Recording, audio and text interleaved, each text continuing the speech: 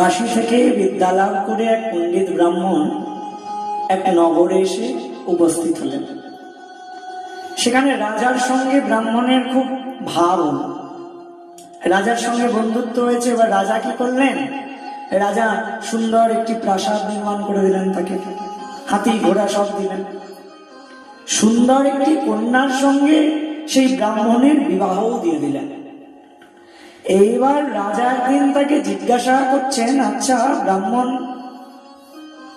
হে বিপ্রবর, হে ব্রাহ্মণ ঠাকুর,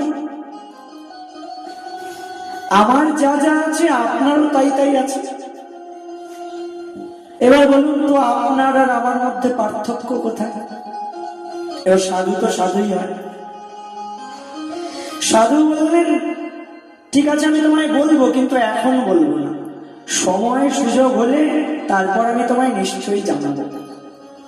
একদিন সাধু আর রাজা দুজনে বনে গিয়েছেন ঘুরতে।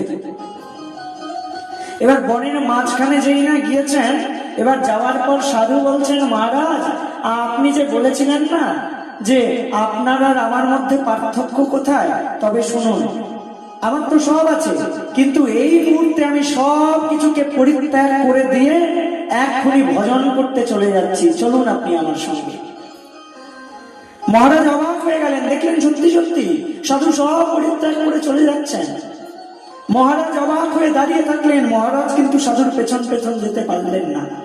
মহারাজ তখন ভাবতে লাগলেন, তাই তো, সাধুর সঙ্গে আমার কখনো তুলনা হয়? আমারও সব ছিল, সাধুরও সব ছিল, কিন্তু সাধুর কোনো কিছুর প্রতি আসক্তি ছিল না। তাই সাধুকে দেখে কিন্তু বিচার করা যাবে না। সাধুকে দেখে যদি কেউ বিষয়ী জ্ঞান করে, তবে আসলে তার অপরাধ হবে। বাইরে থেকে হয়তো দেখা যাচ্ছে উনি বিষয় ভোগে মত্ত, কিন্তু সাধুর হৃদয় আসলে কোনো কিছুতে আটকে নাই। তিনি তো ভগবানের ইচ্ছায় চলেন। তিনি এখন হয়তো ভাবছেন, ভগবান আমায় বিষয় দিয়েছেন, চলো থাকি এসবের মধ্যে।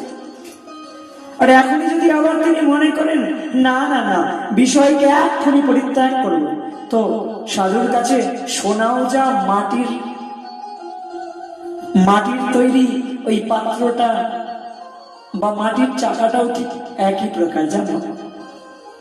সাধু যখন খুশি তাকে পরিত্যাগ করে দিতে পারে, কারণ সাধু আসল সত্যের সন্ধান পেয়েছেন। সাধু জানেন এসব মিথ্যা, এসব তো আসলে মোহ, এসব আসলে মায়া। তাই এসবের মধ্যে আকৃষ্ট হলে চলবে না। তাই সাধু কি করলেন না, সঙ্গে সঙ্গে সব কিছু পরিত্যাগ করে দিয়ে অমন করে ভজন করতে রওনা হলেন। আর রাজা অমন করে হতবাক দৃষ্টিতে চেয়ে রইলেন।